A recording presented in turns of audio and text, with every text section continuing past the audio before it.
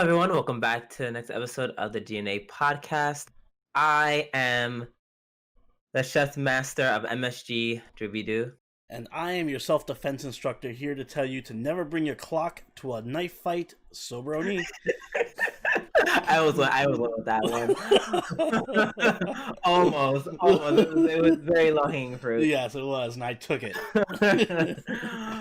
Welcome back, guys, to the G&A podcast. We talk about all things anime, the good, the bad, and the weeb. How are you doing tonight, Oni? I am doing very well. How are you doing, Drew? At first, I'm not gonna lie, I was recovering-ish from drinking last night. Mm-hmm. I wasn't hungover. I was just like, meh, I'm tired. Meh. As usual, I just made bad eating choices, so I had a stomach ache. Oh, really? Never have a Frosty and a baked potato at 3 o'clock in the morning. What? Also, I kind of, at the last night, I kind of almost like blacked out-ish. Mm-hmm. Like, I woke up and I'm just like, wait, why is there a Ziploc full of nuggets in my fridge? I don't remember me doing that at all. Yeah. I'm pretty sure I just took the Wendy's one. Saturday night was a trip. Good, I'm glad. Because I like the McDonald's ones better. Exactly. I know you like, the taste of plastic down your throat. I do. But either way, I just took some time to have get my blood pumping a little with some K-pop, drinking my tea, so I'm actually feeling a little up and up. Good. Yes, so with our inflamed, impassioned spirits, let us move into our news section titled This Week in Anime. I've made a few. I think I'm gonna go first, just go for it. If you don't mind. I feel like this one is just a little appropriate given last night's stream. Mm-hmm. According to the Anime News Network, Lisa is the first artist in 7 years to top weekly singles and album charts simultaneously. Not according to our stream, she's not. I mean, apparently, I think, I don't know, I just think Japan just likes women who can sing. You know what it is? You know what it is? I came to this realization. I didn't say it when we were streaming, but I came to the realization when we were streaming. Lisa is just Japanese Beyonce. No, but continue. Yes. she's top. She breaks all these records, and everyone loves her, and she's great. And she does have a good voice. But most of her music is just like all their top songs, at least like everyone trouts as being her best songs, are just like really generic pop songs. They're just I admit she can sing, but like incredible singer. Like she can, yeah, she's a good singer. It's just that her songs, everyone excellent. No, like an excellent, like well beyond. Okay. Like Gurenge is not that great. After hearing it again last night, I'm like, all right, this. I mean, it's good. It's just not. Oh my god, this is a chart-topping mega hit. I don't know. Maybe it's just me, but I am Team Eimer. And you can be, and like I said, Lisa, Millet's not part of this. Anyways, I'm bringing Millet in here. But like I said, if you want better produced music, I would say Eimer is the best one. Mm-hmm. But Lisa just destroys her vocals. I'm pretty sure, like, I don't know, maybe if you looked at because I feel like another thing that us, the Western audience, probably isn't taking into consideration is definitely like the lyrics of the song, because none of us know Japanese. Well, most of us, the vast majority of us, do not. So that could easily be a thing. Stardust has some great lyrics. I'm just saying. It could. I'm just saying, because on the other hand, I remember while she has great production in her music and whatnot, her voice is very like okay. It's very okay. It sounds nice. It's very melodic. It's like, she could sing me to sleep, and I'd be okay with that. I don't know. I feel like I mean that in a shady way either. I really mean that. It's very nice and melodic. Mm-hmm. That doesn't sound shady at all. Oh my god. Maybe if you gave Lisa Eimer songs, but even then we had Lisa's version of My Soul Your Beats, and it was not as good as Leah's version, which just sounded infinitely more soulful. Like she just makes everything poppy. I don't know how to explain it. Well, that's not, I don't know that. And I'm not arguing. I mean, I'm not saying that's bad. I like pop. I love J-pop. It's just like, Okay, but that's not, I don't know. I feel like that doesn't make. You can say you don't like the song because it sounds poppy. I get the original that we listened to was more instrumental, which yeah, is like it's more epic it. and instrumental. Like, and I think that was the case with Eimer's song too. Like you said, better production. It just sounds like it's more important and impactful than whatever whatever Lisa. I think I like Gorenge. First of all, Gorenge, yes it's J-pop, but it had a soft rock element to it, which is I know I'm not usually into. Mm-hmm. For me to get into a song like that, I need something like extra, which was her vocals. So I was just like, all right, I'm cool with this. If it was like if Eimer tried doing that song with Eimer's vocals, I've been like, okay, bueno, ... For me specifically. I mean, it's largely irrelevant because Mori is better than both of them, so it doesn't matter. Oh my god. Lies. You really? Oh yeah, but even though that song was good, the Mori song that you played last night. Mm-hmm. I think Orion requested that one, but yeah, it was good. It was very, very, very good. So yeah, so basically, all in all, her new single Homura, which is the theme song for yet another Demon Slayer, for the Demon Slayer movie. Mm-hmm. And her new album Leo 9 both charted at number 1. So she's been like the first artist to top both charts since Kiss My Feet did it in April 2013. Great name. They were ahead of their time. The way it's spelled is actually pretty cool. I'm not gonna lie. They were too early to catch the feet craze that is going on. Yeah. They were trendsetters. Yeah, they were pioneers in the music industry. Yes. And Lisa's the 10th female artist to achieve the feat. And the first one to do it in 16 years and 6 months. Mm-hmm. Since Hikaru Tada did it. Oh, cool. All the way back in May 2014. 2004, excuse me. In my mind, I feel like Boa's one of those people, but you know, that just might be you imposing your Boa love. I know, it really might. But Boa has broken a lot of records in Japan. to be fair, so it's not like, oh no, the Boa. It's not like she made a, you know. That's not like she's not legendary or anything. ... Yeah. So congratulations, Lisa. You may not have won our verses last night, but you're still breaking records, so that must mean something. Yep. What do you got for us on the other side? On the other side of things, we have finally gotten confirmation that Kaguya-sama is getting a 3rd season, as well as an OVA.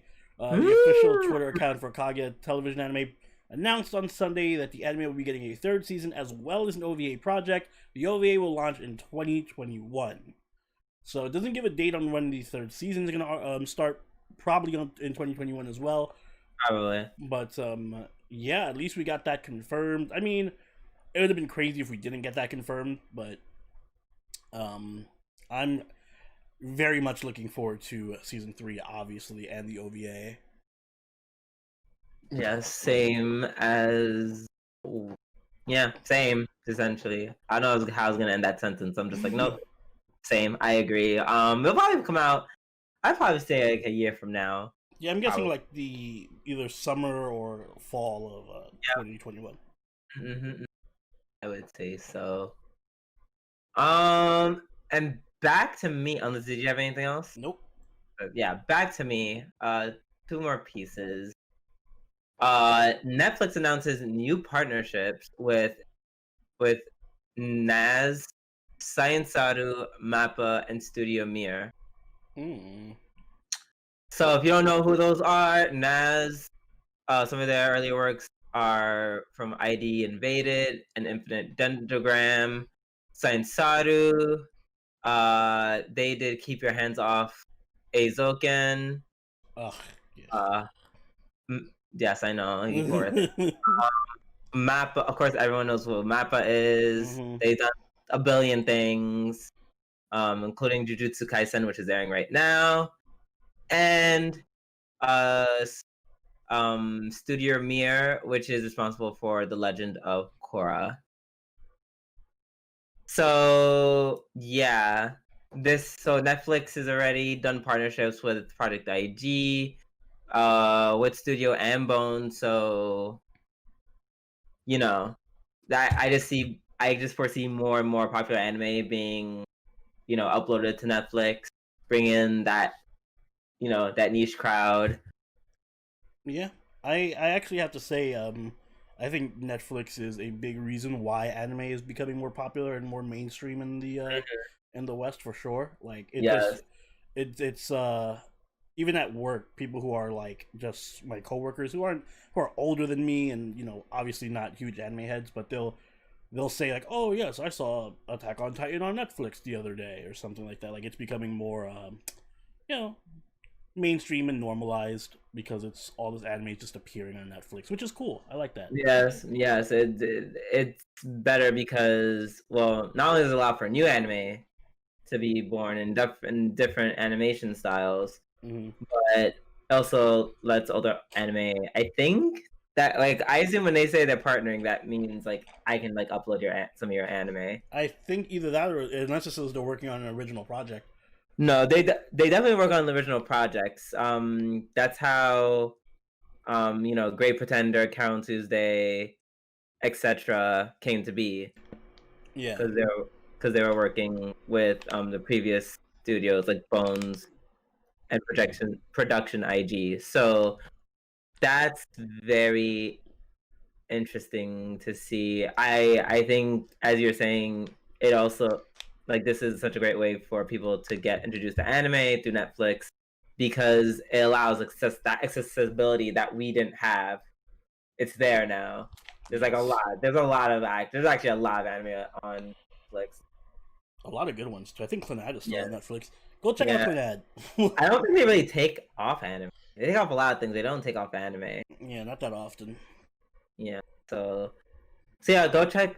So if you're not a huge anime head, for some reason, if you're listening to if you're watching this anime podcast and you're not a fan of anime, here's where you can start. I would definitely recommend Netflix if you can. And then lastly, this is a small one. Higurashi made Rena Dendroids. Oh yeah, I saw that. That's super cute. I love it. Yeah, so go get them. They're super cute. At least hers is. They also have old merch for all their old outfits and old styles. I want that as well. I would get it if it wasn't like $90 plus shipping from Japan. Yeah, I was actually I should have known you looked at the price. Right? I was gonna ask. Yeah, there's so many faces too. Yeah, they're cute. So many poses. Yeah, we're not sponsored by them at all. I'm just saying this is a thing. So if y'all want it, definitely go get it. But yeah, I think that is all I have to say about that. So, shall we move on to the reviews? Yes, please do. Please, Oni. Let's start the weekly review. Tell us what we have first on the docket. First up, we have Golden Kamui Season 3, Episode 3. Which I'm very tempted to make my episode of the week, but I shall not, because there is one show that is getting it. And it is not. Okay, so this show... This episode... I don't know, maybe because it was a fatigue, but... maybe you can answer this for me. What happened to the girl? That's the point. We don't know what happened to Okay, because he literally was... We literally kept flip-flopping. I didn't expect that we were going to get a straight-up background episode of... What's his name? I I wrote it down here somewhere. So many names start with Hajime. Yeah. Hajime. Yeah, no, his last name is like stupid long. Yeah, and like I said, every time I get these background stories, I end up really like the character goes from being like someone I don't care about at all to being a character. Like he could have been a main character, and that could have been a separate anime just about him, and it would have been a top tier A+ anime. But no, it is just a side story for a side character in Golden Kamui that is used to build up the antagonist. Yeah.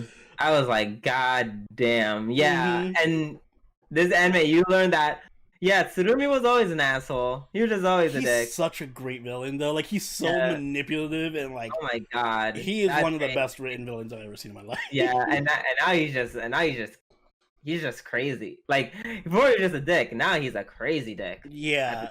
And I really like, how they told the story of, like, what happened to the girl.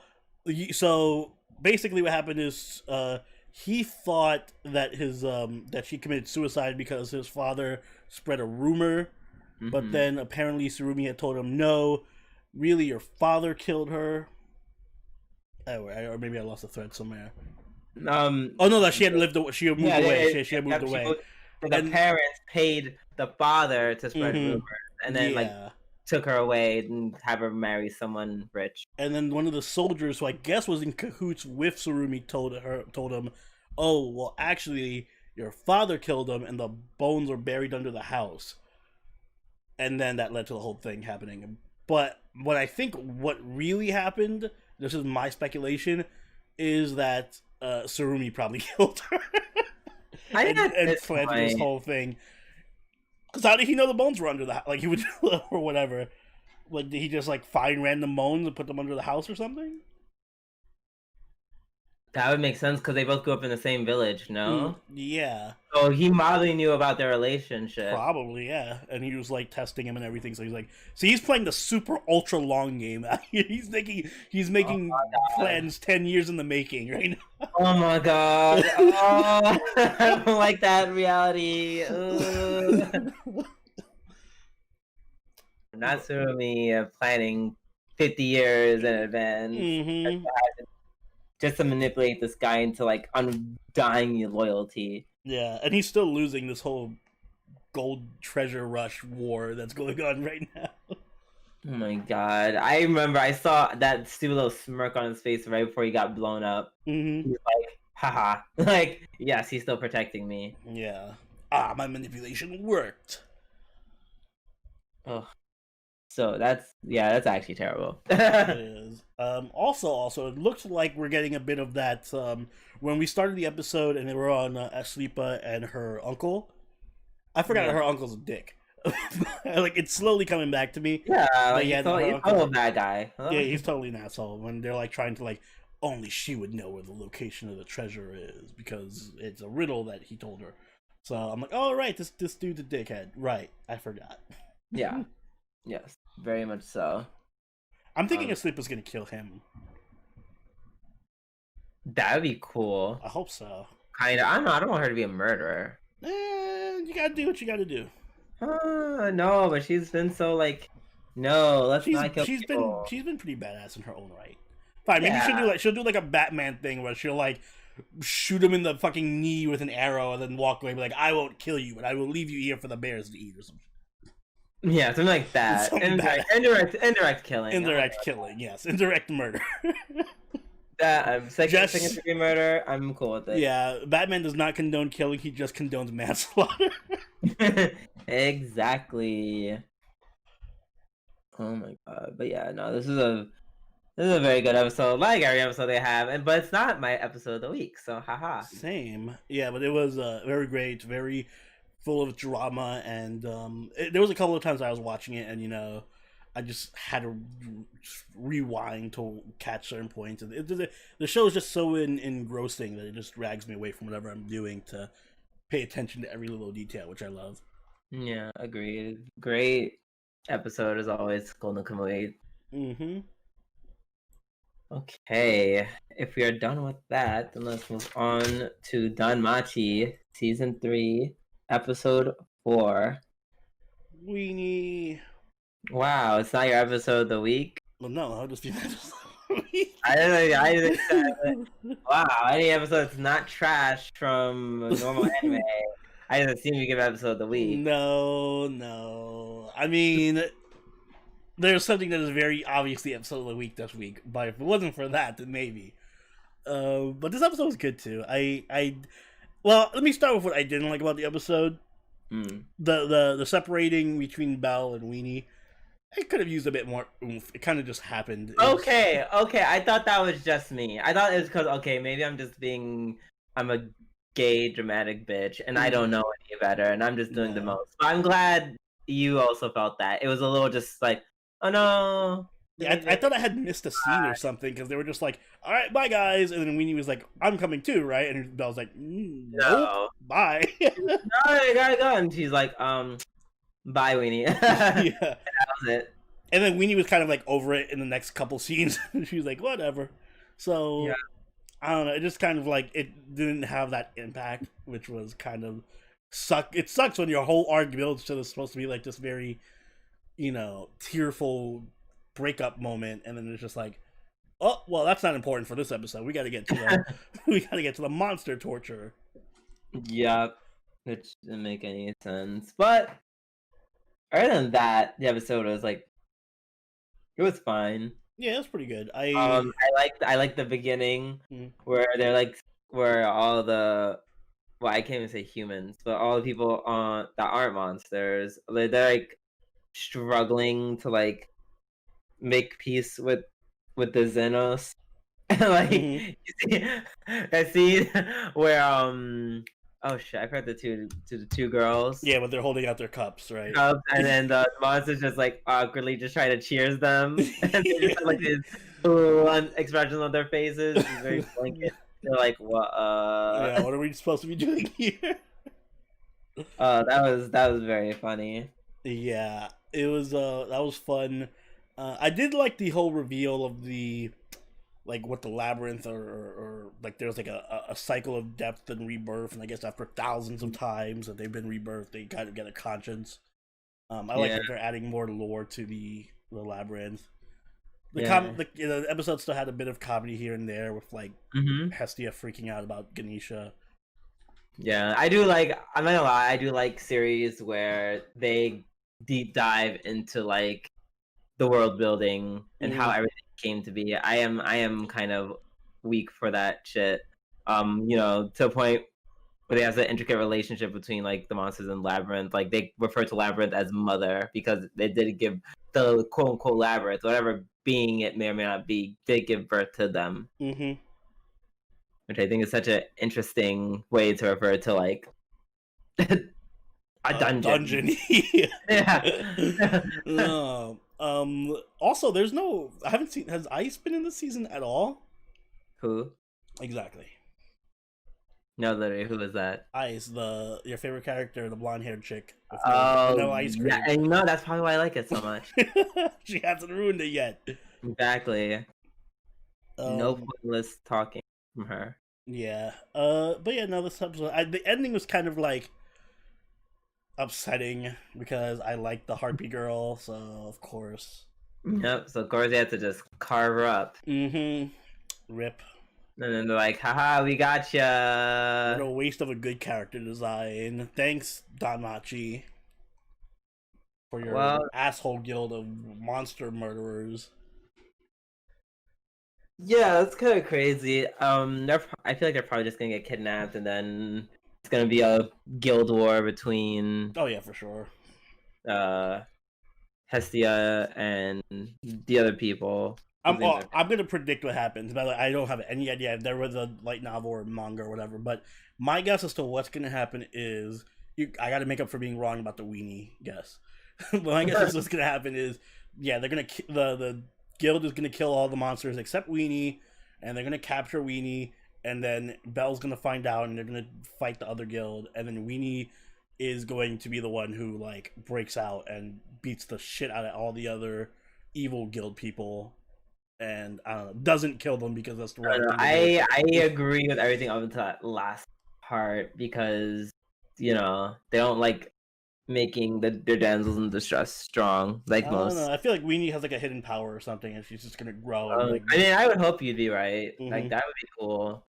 Very, very stereotypical and very, very, I've seen this before, but cool. Hey, well, DanMachi, although a lot of the girls in DanMachi are very strong. Like, the most powerful characters in this show are usually women.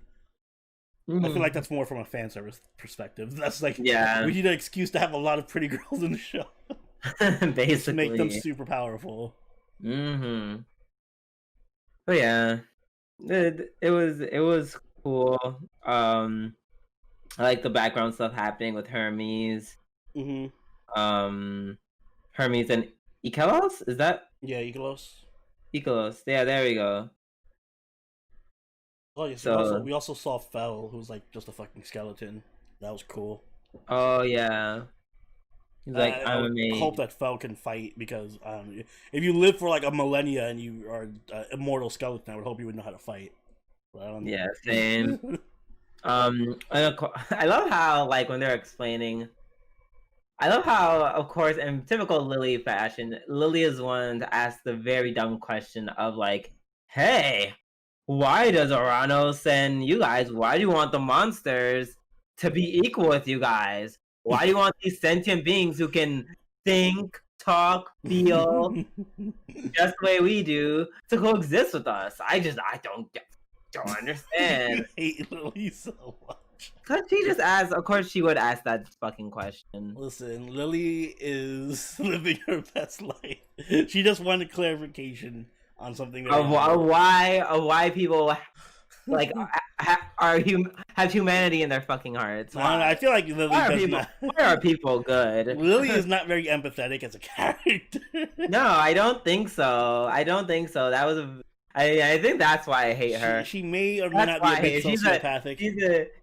I think she's pretty much like the antithesis of me. Probably. Well, I'm just like, yes, let's all be equal. Let's all love. Let's all be everything. She's like, well, if we don't have to, why? I don't understand. Yeah, I'm not saying Lily would be a Trump supporter, but wow, you're saying Lily is MAGA? I said she wouldn't, but you know, Photoshop of Lily wearing a MAGA. But she definitely would vote for Trump if it suited her. That's all I'm gonna say.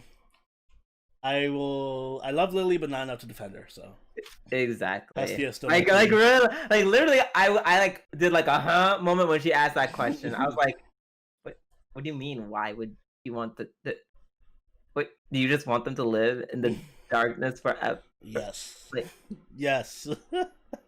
I don't know. Maybe that's just me. Maybe I just think that's a crazy thing to ask. I thought everyone would just want to be equal, but apparently not. Apparently Lily needed certification. She needed clarification for, her lack of conscience. I'm glad that this is going to be the Lily hating hour. I'm going to look forward to wait until Lily actually does some crazy shit, just so I can see you go off.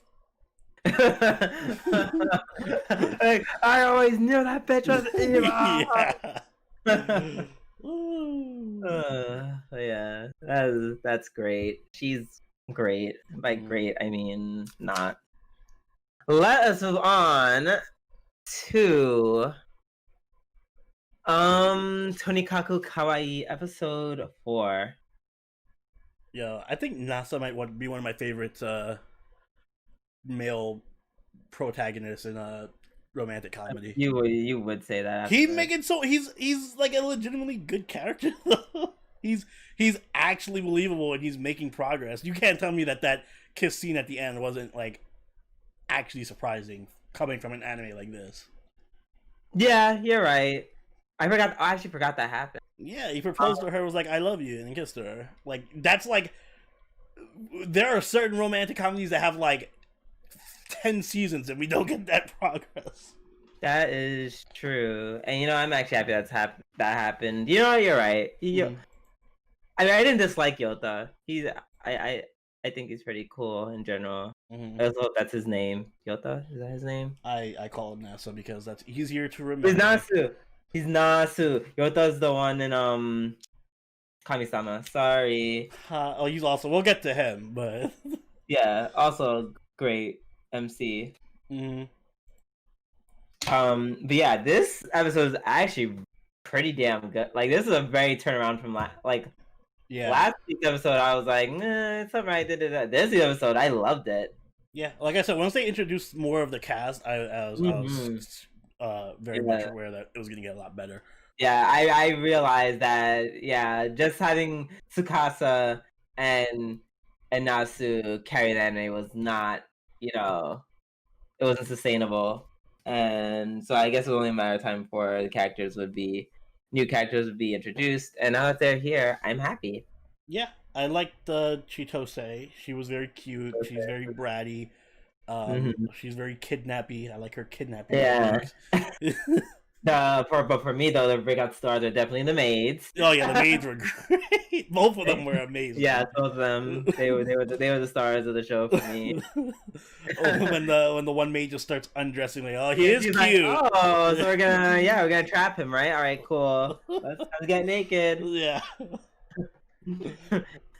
And then Mage just takes a bunch of pictures. The other Mage just takes a picture and just photoshops everything. Yo, godly Photoshop skills. I need those Photoshop skills, please.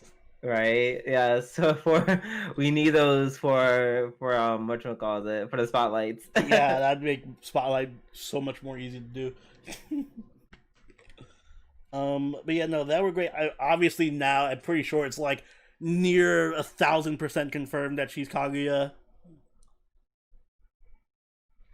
Oh, like the Moon Goddess. Yeah. Yeah, I mean, it was hinted at before, but now it's just kind of like, oh, we have this moon rock in your fucking house that we must keep. Like, if she's not Kaguya, then she is very strongly related somehow. But she once again got hit by a truck, and walked it off. So listen, that's not the. For me, I mean, I chalk that up to just like anime logic. So no, I mean, yes, I know they did that for him, but like even for him, he immediately like passed out and all of his body was broken eventually. But yeah, so I'm looking forward to see where it's going. Do I want more characters? Not necessarily. Like, this is so funny. I think this cast is fine. Yeah, you don't want to put too many characters in there. Yeah, like maybe down the line. I'd like to actually see Chitose interact with Kaname, because I think they would have interesting synergy with each other. Oh, right. So that would be kind of crazy. Yeah. That would be crazy to see. Or even the maids interacting with the other girl, the Aya, the older sister. Yeah. There's a lot of potential for like shenanigans here, so I'm looking forward to it. Oh, excuse me. Indeed. I'm looking forward to it as well. Good episode. Tonikaku Kawaii. Now, let's move on to Kami-sama ni Natta Hi, episode 3. Yes, another good episode. This was almost my episode of the week. Same. Only because it was funny because they were doing the whole joke with the noodle shop stuff and the ramen shop.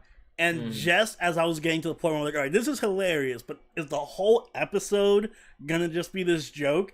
And then you're like, hard cut, nope, plot time. And then they switch gears. Like, the literal exact moment the joke was getting a bit too long for me. So, yeah. It was great. Yeah, it's just, if there was ever an Angels Beat episode. Yeah. I do love how over the top the main character gets with his acting roles. Yeah, that was pretty hysterical. I didn't even know that this was like a second time using like the whole acting bit. Like, and he seems to do it so effort. Like, he doesn't even seem a little bit shameless or like uncomfortable. He just kind of just does it. Yeah, the whole commercial that they were shooting of him. That commercial was literally just, oh my god, this is like the best. It was the best. It actually was just the best. Yeah, him in a suit surfing and shit. And there's like the ridiculous. And then the dumb shit they were saying in it too. He wore a suit. He haven't taken off his suit in 10 years.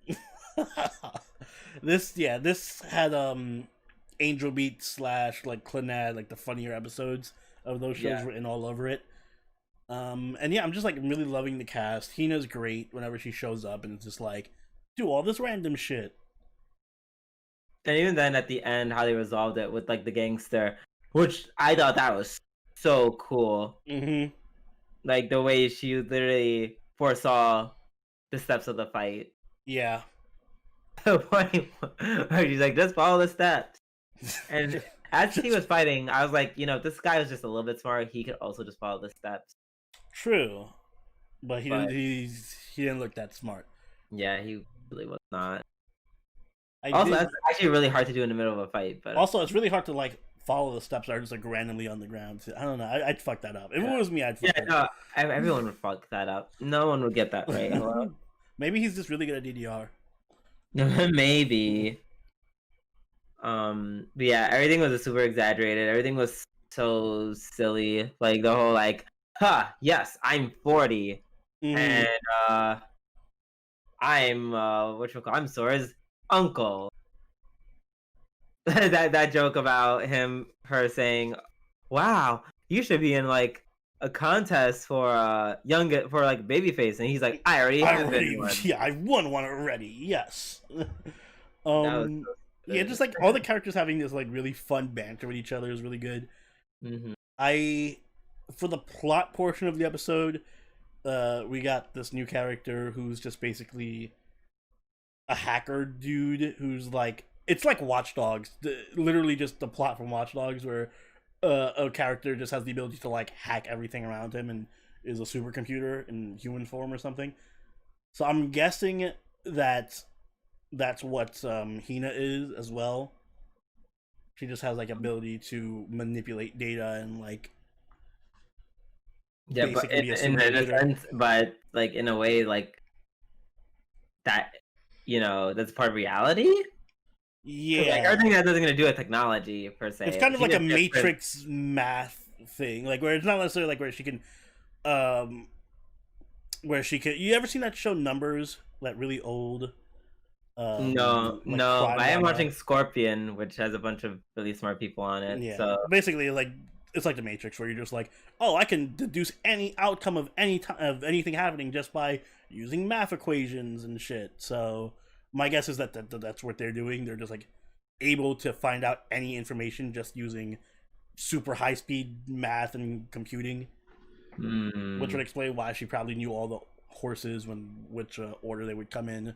Also, maybe they can stop time, because when the other dude was looking for the lost kid, he had all those computer screens up and there was nothing moving around him, and it looked like he was just like hacking into stuff while everything was like frozen in time. And Hina put those things on those footsteps on the ground while they were fighting. So maybe she set them up in advance and we just didn't see that. Maybe would be pretty noticeable if I walked into a... I mean, probably just didn't show it on the anime that she did before then. It's not like they detailed every moment of their day in the anime. I know. I mean, if I was a character in the anime and I walk into a store and I just see like a bunch of fucking footprints with numbers on them. I mean, you're also eating at a place that sounds like a stripper joint. So dot. But I'm glad that they gave some plot as to what Hina could possibly be. Yeah, me too. I didn't even consider that, but yeah, I think about that could be a possibility. Oh, I love it. I love the air of mystery amidst all this like comedy. It feels dare I say a little bit Higurashi-ish without the horror aspects. Yes. More mystery. Without the horror aspect. Although you imagine. I don't want to.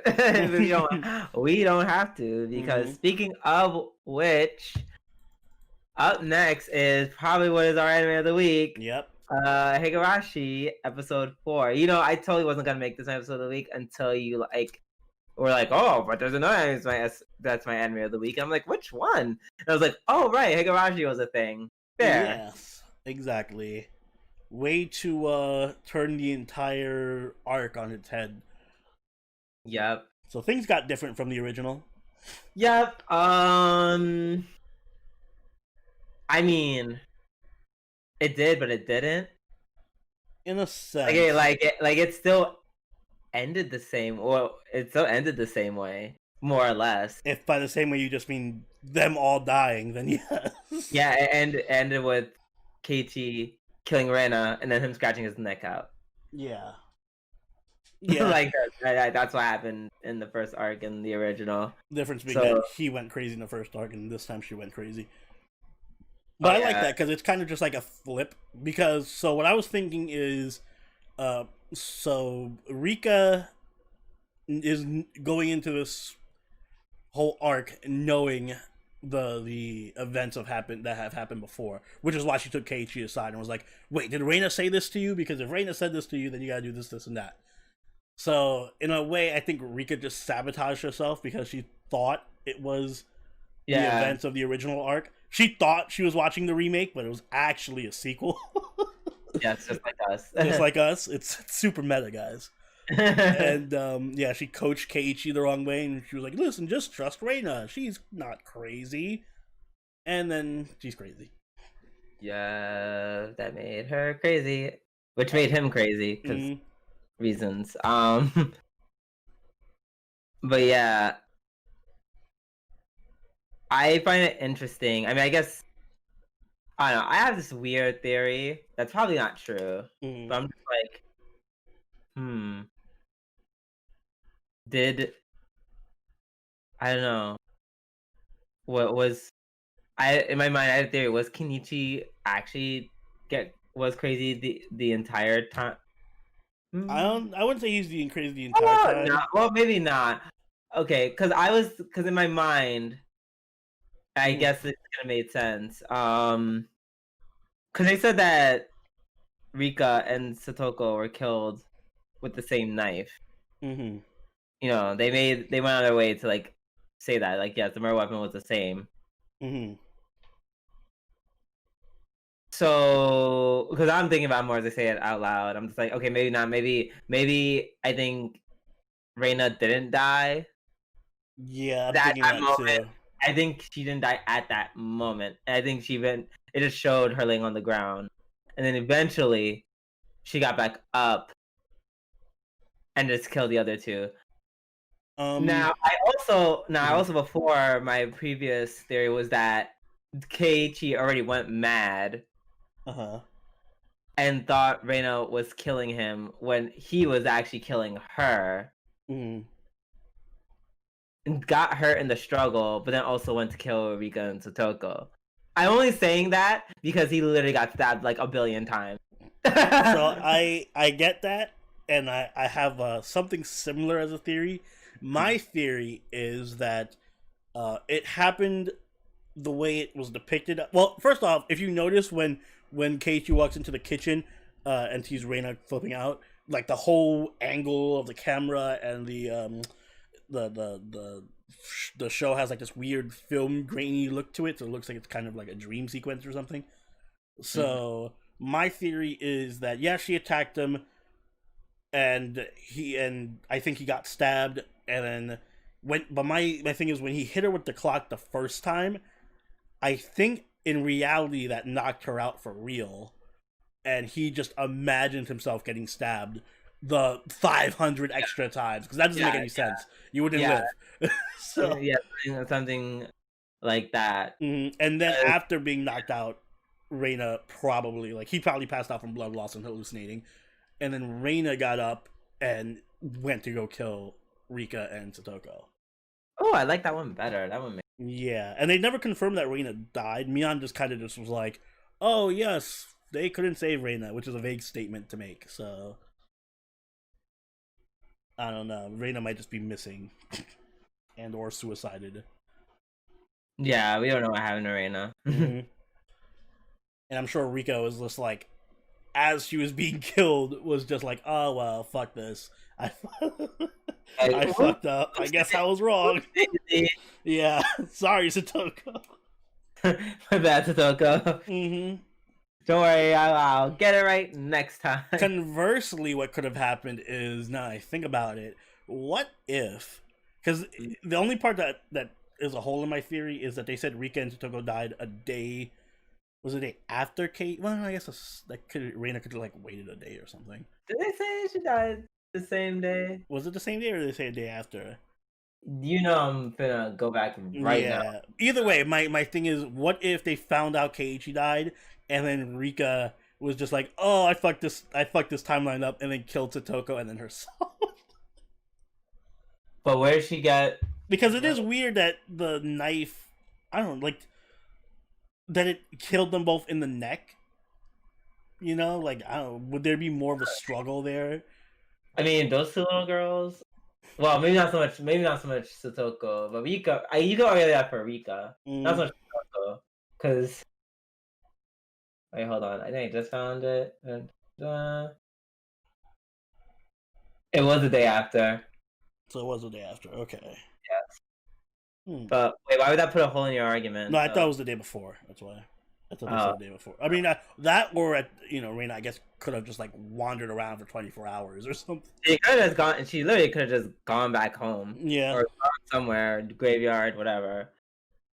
It was enough to hide for a little bit, just to, I guess, kill more.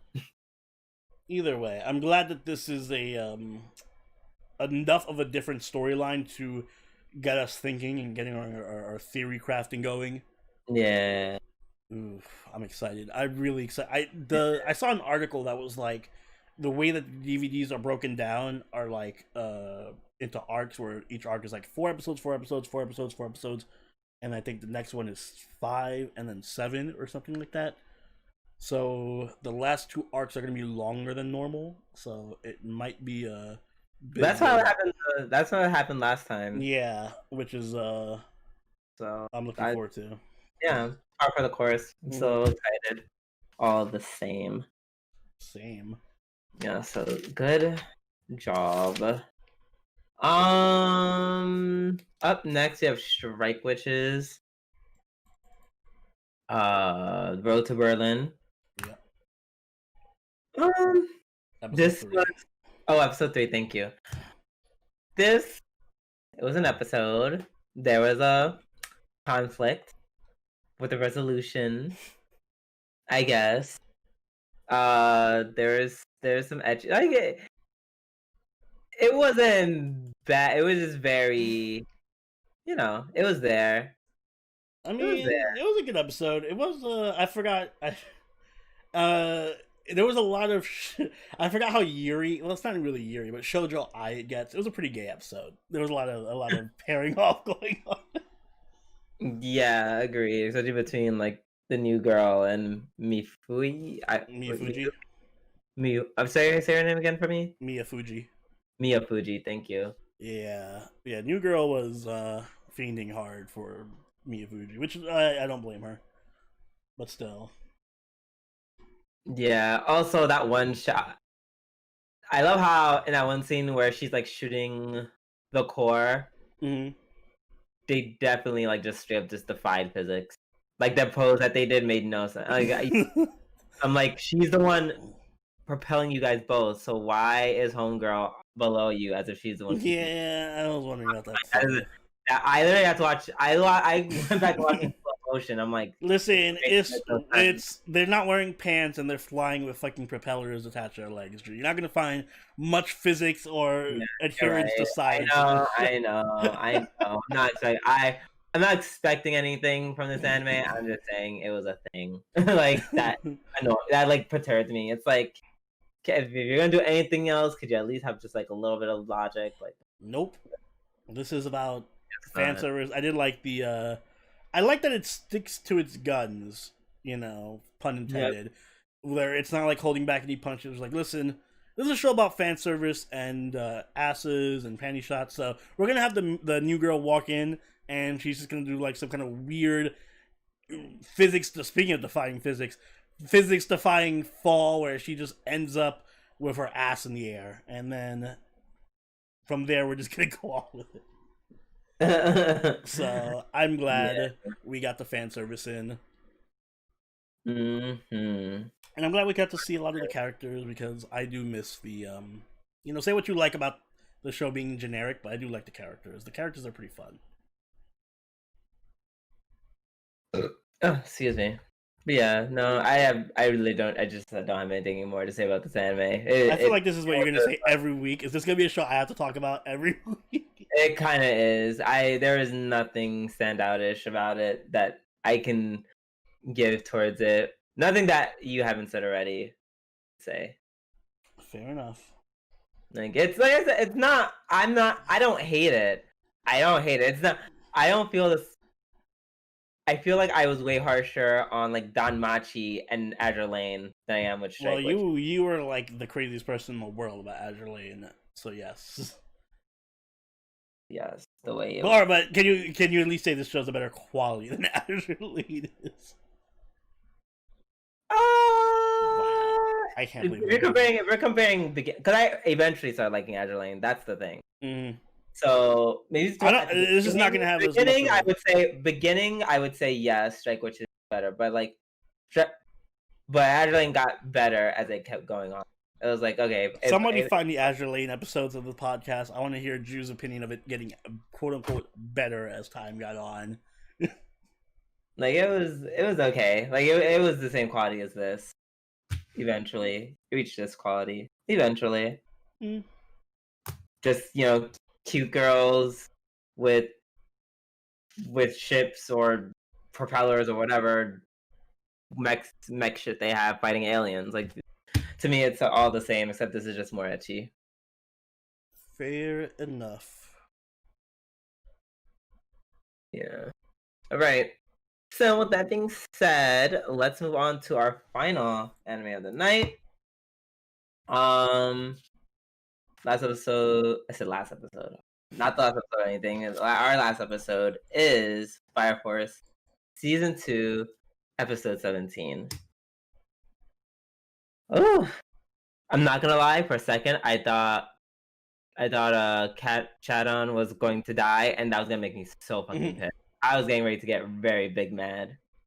Nope, he is super god powerful, so he just deflected the fucking giant Sephiroth meteor that was at it. Yeah, it's like the bad bitch he is. Praise be. Oh, he's so cool. I love it. I'm like, I was gonna shoot it back at the kid, but no, now I think about that, I would have incinerated him. And also, he's not trying to kill the kid. Yeah, word. Probably gonna be controversial opinion, but I did really like the way they painted the relationship between the stupid asshole child abusing dude and the kid. Nope. Listen, hear me out on this one. No. Like, yes, he is an asshole who is like, but just like Charon said, for 99% of people, this would be like, what the fuck is this crazy nonsense? But in this one particular case, it kind of does end up balance out the situation. Because the kid is going to go crazy and try way too hard and burn himself out and end up blowing everybody up along with him. So he needs this crazy abusive dude to be there to be like, listen, you're weak, stay weak. No one has expectations for you. Yeah, no, I'm sorry, I can't. Not when therapy is a thing in the world. I'm not having someone who literally used to abuse him now being like, now I'm your protector. I used to go from being the shit out of you, and now I will protect you from turning back into a fucking sentinel and destroying the city.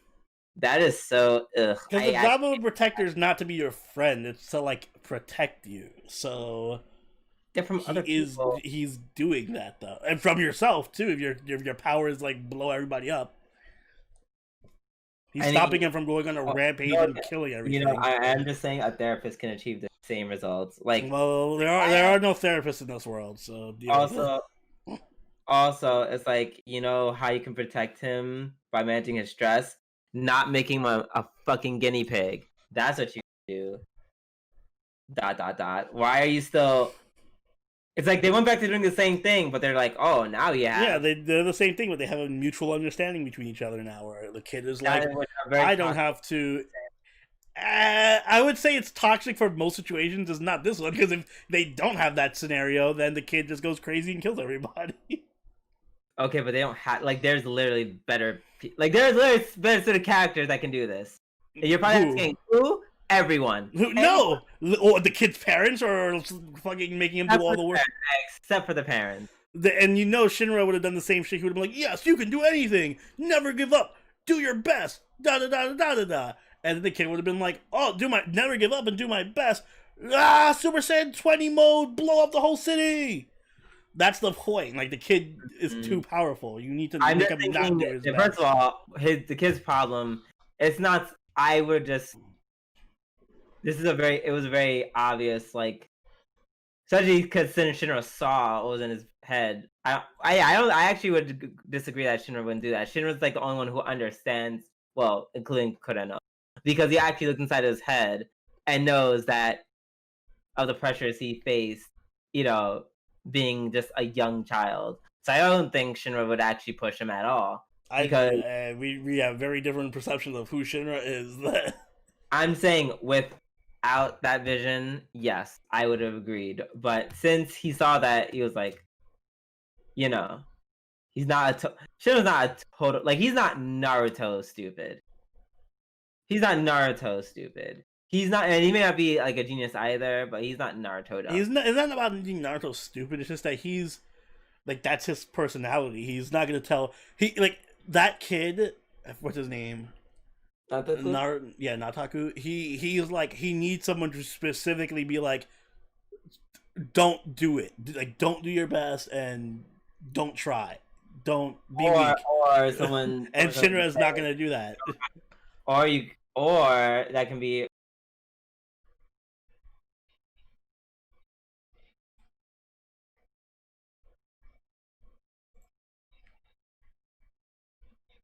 I'm like, you have the rest of your life to do whatever. Right now, just play, be a kid, be normal, stop getting experimented on. like, I don't know. I disagree. I don't think he would have been good for this situation. Doing this, but they're also putting him through the same test, which stressed him out. Like, he's only being used as a counterbalance. If they move that testing completely, Kureno, the psychopath, toxic abuser, protector dude, would not be necessary. But it's only necessary because they're gonna keep doing the same shit to him. But he had those issues before the whole training testing thing was there. But clearly getting his ass beat over and over by Kureno was obviously that plus Haomea was obviously the trigger of, like, his meltdown. I'd say Haomea had way more to do with that than him getting his ass beat, dude. But that's the whole thing. Like, he was operating under the premise of A, his parents, and B, Rika being inside of him being like, yes, keep going, do it. And he needed someone there to be like, no, don't do it. Or stay weak. He's saying it in such a negative, awful fashion because he's a negative, awful human being. Like, it's just so, like, you know, if we I guess, to punish anyone who loves being a social worker and works with CPS, I guess to torture them, we just show them this entire arc so they can lose. Listen, this is within the world of Fire Force, not reality. And given the options available, I do think it was interesting. Can someone just give this kid a hug and some juice? No, it's interesting that the guy. I think it's just interesting that the guy who's a piece of shit ends up being the best possible person to protect this kid. Writing, honestly, I think it's really good writing because you hate the guy, but you're like, oh shit, but he really does end up being the best thing for this kid. No, if that's given the surface. It is under your Sekaiichi Hatsukoi BL bullshit. You're just angry at the social commentary. Because I was watching the episode with my anime crew. We were watching that, and we were just seeing this super toxic relationship unfold. And most of us were watching this and we're just like, Like, I mean, granted, this is something from what? I mean, it's fucked up. Okay, yes. Can we at least agree on that? That's it's fucked up and not healthy at all. Can we just No, it's not healthy at all, but it is the best in the sense that it stops everyone from dying. I don't think it's the best. I just think it's of choice. It's a decision. He works better. Like their synergy with each other is better than anyone else's synergy with each other. I agree. It's a boo boo for now, but I'm just like, can someone who actually cares about him actually like help him? Like, please. Like, I mean, I feel bad for the kid because he's like surrounded by a bunch of assholes who just like his parents and Rika and this other guy. And what's even worse is that I feel like the eighth. I forget how they're formally called. The eighth. No. The eighth squad. Oh yeah. Mark. They're kind of just not given much of a choice but to just deal with it. Like they basically, the guy was just like, okay, so we could just kill you and have everything be our way, or or you can work with us. And yeah, in a weird roundabout way. There's a lot of gray this episode. A lot of gray shit happened that just made me feel away. I guess that was what makes the anime intro. No, I'm fine with the Hajima gray shit happening, where it's like, no, you got to make an omelet, you gotta crack a few eggs. The kid being paired off with his former child, well, not even former, current child abuse, like with his abuser, that I'm just personally okay with. I think it works in the context of the story. Not saying it works as a greater social, real life thing, but in the context of the story where people have magical powers that destroy cities, yes, this works in this context. Yeah, I guess. All that shit aside. Also, I didn't like how like Kureno beat the monster so easily after he did his laser ray. Like, like nothing changed between him firing the beam before and after, to my knowledge. So it was like, why all of a sudden Kureno he got like serious mode. He was like, all right, time to go serious, and just win in an instant. So you didn't think through that before he almost obliterated the city? He's crazy. That is true. I don't know. I just found out it was for me. It was super anticlimactic. Nah, I agree with that though. It was kind of just random and out of nowhere. Yeah. Yeah, that's all I had to say about that. You have anything else to add, Oni? Not really. Next episode looked kind of boring because it's going to be about the I forgot her name, the nun, and her I mean, it may not be boring because it's going to be. I don't know. The first time where she learned about like her origin story was actually pretty fucked. So. Yeah, like from like a character building perspective, I want to see how she reacts to like all this knowledge about her religion being the case. Oh my god! But from an entertainment standpoint, I feel like this is just gonna be an episode about her doing whatever, and it's gonna be boring to watch. But we'll see. We shall see. Yeah. So that ends our weekly review. What do we? I guess. So for the filler arc, I had a topic, but like my eyesight got really like not great. I guess that's the way to put it. My eyesight kind of was feeling pretty poor. My right eye felt super strained, and it looks bloodshot as hell right now. So I couldn't do the research I wanted to do. So there's like a topic that I have for, next week. And I'm just gonna do like a quick little for this week's filler arc. I'm gonna do a quick little question, just a little teaser of what we're gonna be going into. My question is, and this is gonna be a bit of a controversial one potentially. How bad does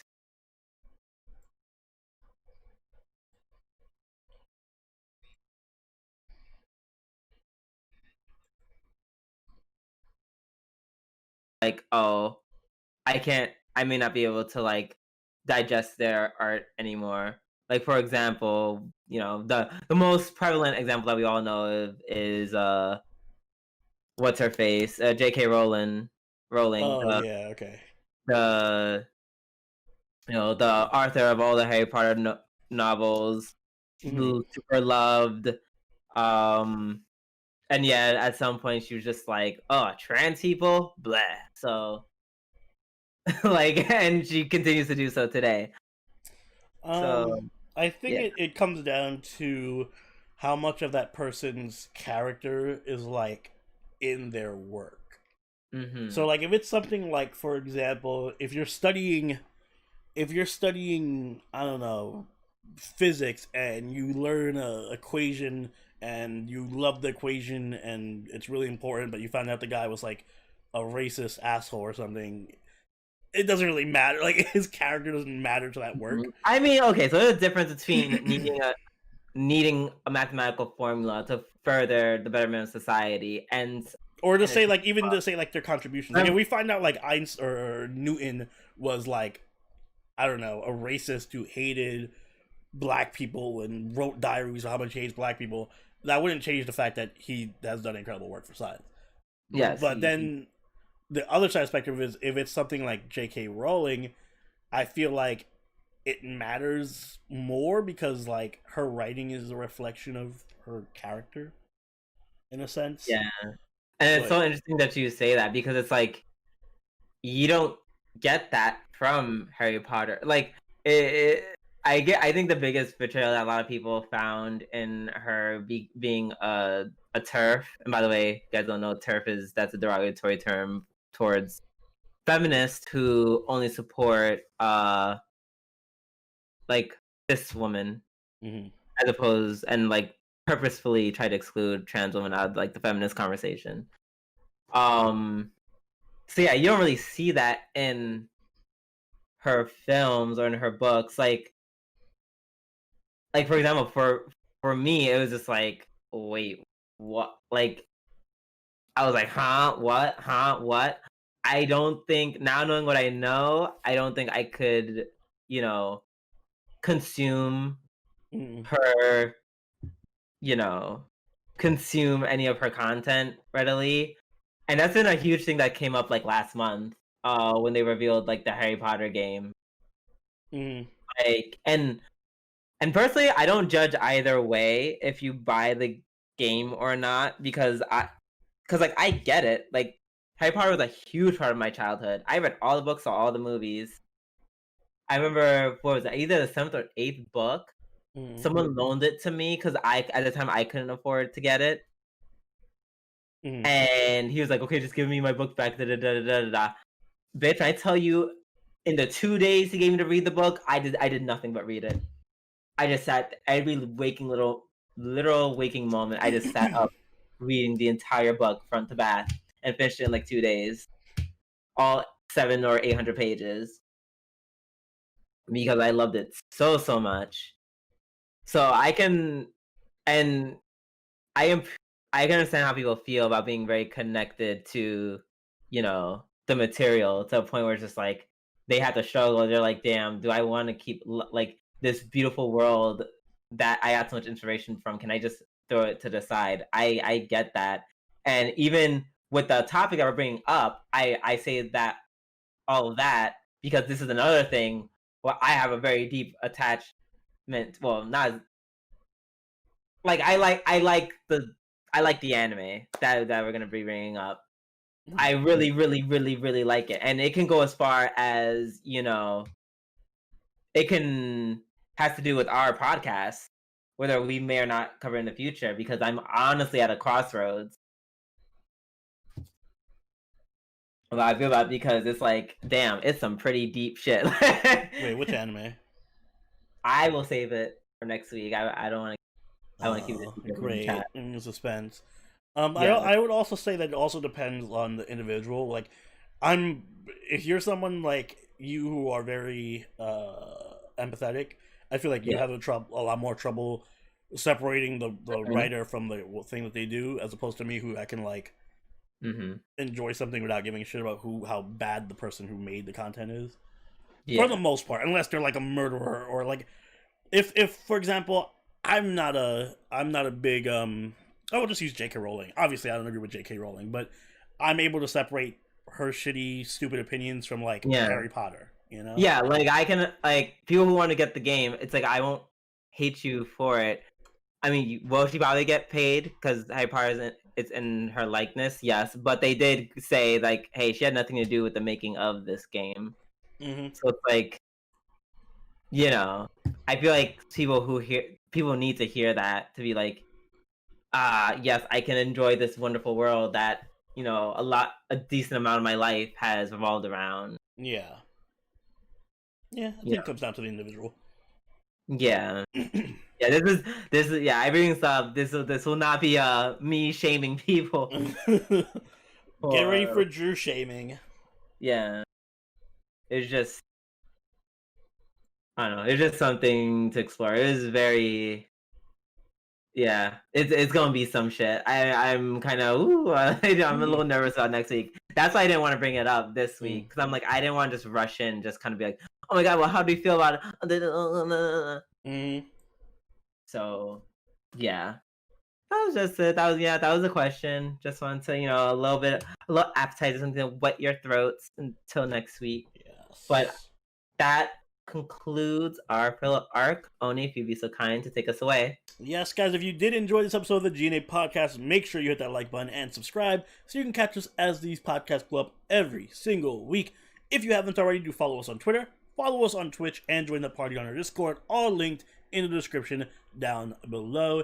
If you'd like, you can even donate to us on Patreon, like all these lovely people on screen right now, or become a YouTube member by clicking that join button, and you get yourself a bunch of really cool perks, like access to our members-only Midnight channel, and access to our weekly live watches. This season we're watching Higurashi. So if you'd like to join us in time for that new arc that's starting next week, do consider doing that. And Drew, do you have anything you'd like to add? Yeah. Everyone have a wonderful night. Keep grinding in Genshin. Oh God. Keep pushing forward to get to rank 30 and then 35 and watch as all your joy dies because everything just gets hard and unpleasant. Give me my Crimson Witch artifact, goddammit. Oh god, yeah, I'm pretty traumatized how much I had to. I deserve the set I have for Klee. I deserve it. I'm working on it. But until next time, this has been Soberoni and Drooby Doo. We'll catch you guys later. Later. Bye.